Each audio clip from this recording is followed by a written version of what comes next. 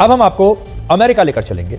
हमारे देश में जो लोग हैं वो अमेरिका को सुपर पावर मानते हैं। हमारे देश में अमेरिका के वीज़ा पाने के लिए लंबी लंबी लाइनें लगती हैं। हमारे देश में किसी भी युवा का ये सपना होता है कि वो अमेरिका का वीज़ा मिल जाए उसे, और उसे अमेरिका में नौकरी मिल जाए और फिर वो अपना जीवन अमेरिका में बिता सके। एक बार आप अमेरिका पहुंच गए तो आपका जीवन बन जाएगा, लाइफ बन जाएगी।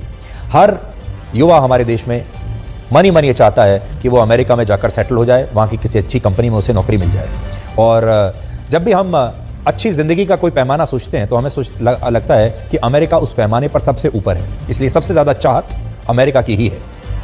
हमारे लोग वहाँ जाकर बसना चाहते हैं, देखना चाहते हैं। लेकिन क्या आप यकीन करेंगे कि इस समय अमेरिका में चावल की भारी कमी हो गई है और लोग चावल खरीदने के लिए वहाँ लंबी लंबी लाइनों में लगे हुए हैं। और ये स्थिति इसलिए हुई क्योंकि भारत ने गैर बासमती चावल के निर्यात पर रोक लगा दी है, क्योंकि भारत दुनिया में चावल का सबसे ज़्यादा निर्यात करने वाला देश है। हम चावल के सबसे बड़े एक्सपोर्टर हैं पूरी दुनिया में, इसलिए अमेरिका भी भारत के इस फैसले से प्रभावित हुआ है और वहाँ के बाज़ारों में चावल की कमी हो गई है और चावल महंगा भी हो गया है।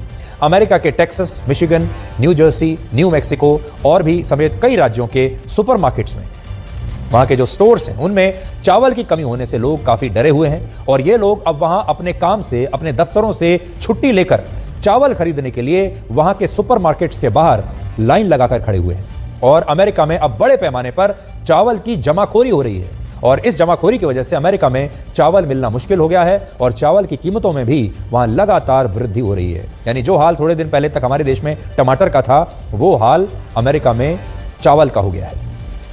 इस समय अमेरिका के टेक्सास में 9 किलोग्राम चावल के एक पैकेट की कीमत $27 है। भारतीय रुपयों में लगभग 2200 रुपए तक पहुंच गई है। यानी 9 किलो चावल 2200 रुपए में अमेरिका में इस समय मिल रहा है, जबकि भारत में यही 9 किलोग्राम चावल आम लोगों को सिर्फ 360 रुपए में मिलता है। तो आप कंपैरिजन करके देख लीजिए। हमारे देश में चावल, जिस चावल की जिस क्वालिटी की हम बात कर रहे हैं, 9 किलो चावल हमारे देश में मिलता है 360 रुपए का और अमेरिका में वही चावल मिल रहा है इस समय 2200 रुपए का। चावल की कमी और जमाखोरी से निपटने के लिए अमेरिका के बहुत सारे सुपरमार्केट्स में चावल की खरीद पर अब एक लिमिट लगा दी गई है और कुछ सुपरमार्केट्स ऐसे भी हैं जहां चावल अब खत्म हो चुका है। तो अब अमेरिका में आप जितना चाहे उतना चावल नहीं खरीद सकते। एक लिमिट लगा दी गई है कि अब आप एक पैकेट ही चावल खरीद पाएंगे, उससे ज्यादा नहीं खरीद पाएंगे, क्योंकि अमेरिका के लोगों ने चावल की होर्डिंग करना शुरू कर दिया है। जमाखोरी शुरू हो गई है चावल की। जिससे चावल की आवश्यकता नहीं है वो भी लाइनों में लगकर चावल खरीद रहा है, ये सोचकर कि अगर आगे खत्म हो गया तो क्या करेगा। और दूसरा कारण यह है कि चावल महंगा हो रहा है। लोग चाहते हैं कि आज जो दाम है उसी पर ज्यादा से ज्यादा चावल खरीद ले। तस्वीरें देखिए, लोग कैसे सुपरमार्केट्स में ऊपर चढ़कर चावलों को लूट रहे हैं। देखिए आप, ये भारत की तस्वीर नहीं है। कई लोगों को यह गलतफहमी होगी कि आप भारत के किसी दुकान की तस्वीर आप देख रहे हैं इस समय। यह भारत की कोई दुकान नहीं है, यह अमेरिका का सुपरमार्केट है, अमेरिका का स्टोर है, जहां लोग ऊपर चढ़कर चावल लेने की कोशिश कर रहे हैं किसी भी कीमत पर।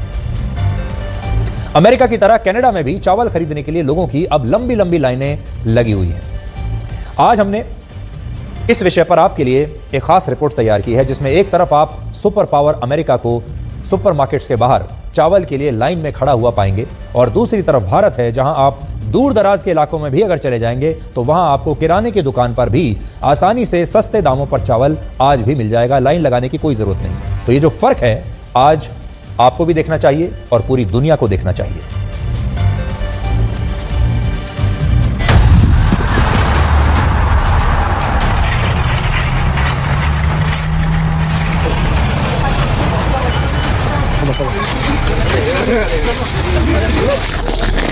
I'm living like 30 miles from this place, so I was looking for this rice.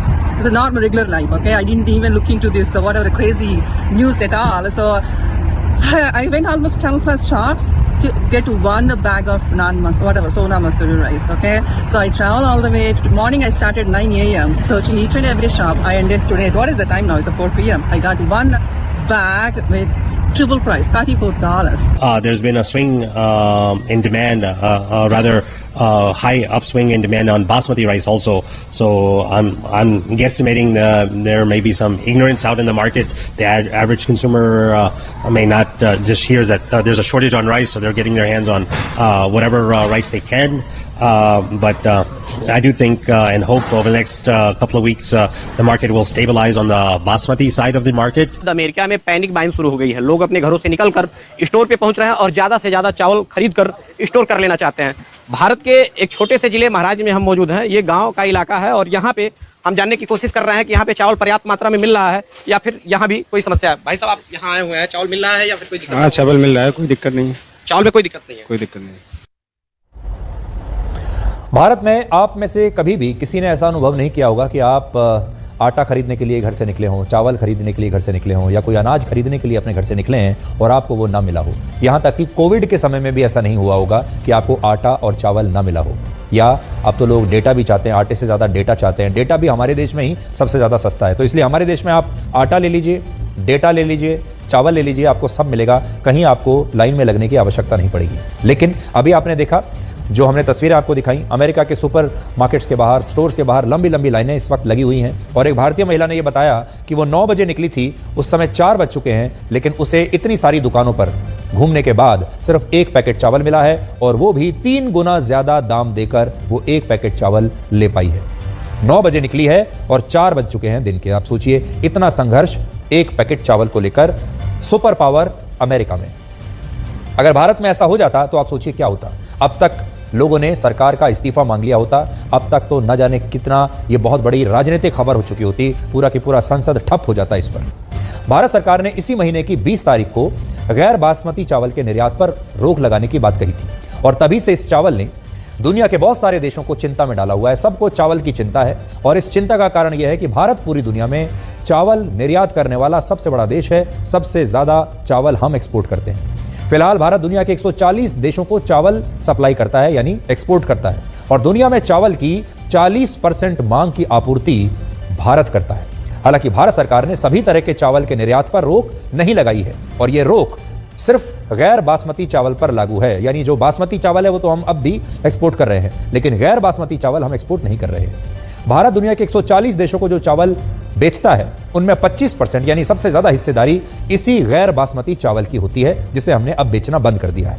America, Thailand, Italy, Spain और श्रीलंका, ये वो टॉप 5 देश हैं जो भारत से सबसे ज्यादा गैर बासमती चावल खरीदते हैं, और भारत के फैसले से सबसे ज्यादा चिंता भी इन्हीं देशों को हो रही है। अब आप सोचेंगे कि भारत सरकार ने ये चावल बेचने बंद क्यों किए हैं, एक्सपोर्ट क्यों बंद किया? तो 2 बड़ी वजहों की वजह से इस चावल के निर्यात पर रोक लगाई गई है। पहली वजह है चावल की बढ़ती कीमतों को नियंत्रित करना। पिछले कुछ समय में भारत में चावल की कीमतों में 3% और पिछले 1 साल में लगभग 11% की वृद्धि हो गई। हमारे देश में भी महंगा हो रहा है चावल, और ऐसा इसलिए हुआ क्योंकि पिछले कुछ समय से भारत में चावल की मांग और चावल की आपूर्ति में एक असंतुलन बन गया है, और सरकार चावल के निर्यात पर रोक लगाकर इसी असंतुलन को खत्म करना चाहती है। यानी अपनी डोमेस्टिक मार्केट में चावल की सप्लाई को बढ़ाना चाहती है, जिससे कि चावल के दाम नीचे आ जाएं। निर्यात पर रोक का एक मतलब यह भी है कि भारत के घरेलू बाजार में चावल की कोई कमी ना हो, क्योंकि कमी होगी तो इसके दाम बढ़ जाएंगे, और हमारे देश में चावल गरीब आदमी चावल खाता है।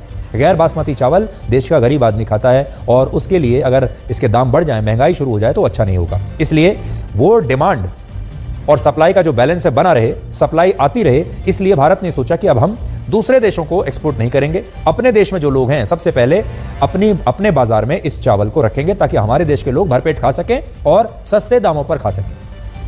दूसरा कारण है बारिश का बिगड़ा हुआ पैटर्न। इसकी एक बहुत बड़ी वजह है, क्योंकि आप देख रहे हैं जिस तरीके से बारिश के बारे में कब आती है और कब जाती है समझ में ही नहीं आता। भारत के जिन राज्यों में धान की सबसे ज्यादा पैदावार होती है, उन राज्यों में इस बार बहुत कम बारिश हुई है, और कम बारिश की वजह से धान की बुआई तय लक्ष्य से इस बार कम रही है। कहने का मतलब यह है कि बारिश के बदलते हुए पैटर्न का असर धान की खेती पर भी पड़ा है, और अब इससे चावल के उत्पादन में भी कमी आ सकती है। और अगर ऐसा हुआ तो चावल कम होगा, चावल का उत्पादन कम होगा और मांग ज्यादा हो जाएगी, और ऐसी स्थिति में चावल की कीमतें भी टमाटर की कीमतों की तरह कई गुना बढ़ सकती हैं। लेकिन ऐसा ना हो, इसलिए सरकार ने अब चावल के निर्यात पर रोक लगा दी है। भारत में हर साल 12 से 13 करोड़ टन चावल का उत्पादन होता है, जिसमें लगभग 10 करोड़ टन चावल भारत के घरेलू बाजार में इस्तेमाल होता है, और बाकी का बचा हुआ चावल हम दुनिया में एक्सपोर्ट कर देते हैं। दुनिया में चावल का निर्यात करने वाले जो 4 बड़े देश हैं, उनमें भारत के बाद, भारत तो पहले नंबर पर है, दूसरे नंबर पर है थाईलैंड, तीसरे पर है वियतनाम, और पाकिस्तान भी इन देशों में है। लेकिन ये 3 देश मिलकर भी भारत जितने चावल का उत्पादन नहीं करते। यानी भारत, थाईलैंड, वियतनाम और पाकिस्तान मिलकर भारत के बराबर उत्पादन नहीं करते चावल का। यानी चावल के उत्पादन के मामले में भारत की भूमिका दुनिया में एक बॉस वाली भूमिका है। चावल के मामले में हम पूरी दुनिया के बॉस हैं। दुनिया में सबसे ज्यादा चावल का आयात करने वाले देशों में पहले नंबर पर है चीन, दूसरे पर है फिलीपींस, तीसरे पर सऊदी अरब और चौथे पर बांग्लादेश। और ये देश भी काफी हद तक भारत से ही चावल खरीदते हैं। बांग्लादेश 9.5%, सऊदी अरब 8%, ईरान 6% और चीन लगभग 4% चावल भारत से आयात करता है। और जैसा मैंने आपको पहले बताया, भारत का चावल दुनिया के 140 देशों के लोगों की थाली में शामिल है और ये एक बहुत बड़ा और आकर्षक आंकड़ा है। 2019 की एक रिपोर्ट के मुताबिक आधी दुनिया यानी दुनिया के 400 करोड़ लोगों की थाली में चावल जरूर होता है। दुनिया में सबसे ज्यादा लोग चावल खाते हैं, जबकि भारत में चावल खाने वाले लोगों की संख्या 80 करोड़ है और भारत के 55% किसान धान की खेती करते हैं, जिसके बीज को ही हम चावल कहते हैं। हालांकि धान की खेती में फायदा कम और नुकसान ज्यादा होता है। आपने कभी इसके बारे में नहीं सोचा होगा। आज हम आपको एक नई बात बताने वाले हैं। सिर्फ 1 किलोग्राम चावल के उत्पादन में लगभग 1500 लीटर पानी खर्च होता है। 1 किलो चावल के लिए, 1 किलो चावल उगाने के लिए 1500 लीटर पानी खर्च होता है। और यही वजह है कि पानी की कीमत को समझते हुए चीन जैसा देश, जो भारत से क्षेत्रफल के मामले में लगभग 3 गुना बड़ा है, वो भी धान की खेती नहीं करता, क्योंकि वो पानी की कीमत को समझता है। तो अब आपको ये बात समझ में आई? आपके मन में भी ये बात आ रही होगी कि चीन के पास क्षेत्र भी हमसे ज्यादा है, टेक्नोलॉजी भी हमसे बेहतर है, तो फिर चीन भारत से चावल क्यों खरीदता है? चीन में चावल की इतनी कमी क्यों है? चीन को चावल खरीदने की क्या जरूरत है? चीन को तो एक्सपोर्ट करना चाहिए। तो बड़ा कारण यह है कि चीन चावल उगाता ही नहीं है, क्योंकि चीन जानता है कि चावल की खेती यानी धान की खेती फायदे का सौदा नहीं है, ये घाटे का सौदा है। तो चीन क्या करता है? चीन सोचता है कि हम अपना क्षेत्रफल बचाएं, हम अपना पानी बचाएं, हम अपना खर्चा बचाएं और जितना खर्चे में हम अपना चावल उगाएंगे उससे कम पैसा देकर हम भारत से चावल खरीद लेंगे। तो हम अपने जो रिसोर्सेज हैं उन्हें बचा कर रखते हैं। ये चीन की और दूसरे देशों की स्मार्टनेस है। पानी की बात को भारत भी समझता है, लेकिन क्योंकि हमारे देश में 80 करोड़ लोग चावल खाने वाले लोग हैं और देश के 55% किसान धान की ही खेती करते हैं, इसलिए भारत चीन की तरह धान की खेती करना छोड़ नहीं सकता। और आज कई मायनों में ये चावल भारत की ताकत भी बन गया है। जो पाकिस्तान इंटरनेशनल मॉनेटरी फंड यानी IMF से भीख मांगने के लिए कटोरा लेकर खड़ा था, वही IMF आज कह रहा है कि वो भारत से बात करेगा ताकि चावल के निर्यात पर लगी ये रोक हट जाए। लेकिन भारत ने IMF को अभी इस बारे में कोई जवाब नहीं दिया है और ना ही भारत अपना फैसला बदलने वाला है। भारत सरकार ने यह फैसला तब लिया जब रशिया और यूक्रेन के युद्ध की वजह से पहले ही दुनिया में अनाज का संकट बना हुआ है और कुछ दिन पहले रशिया ने ब्लैक सी में अनाज के निर्यात से जुड़े एक समझौते से खुद को अलग कर लिया था, जिसकी वजह से अनाज का जो है पूरी दुनिया में एक तरीके से आप कह सकते हैं कि उसकी कमी हो गई।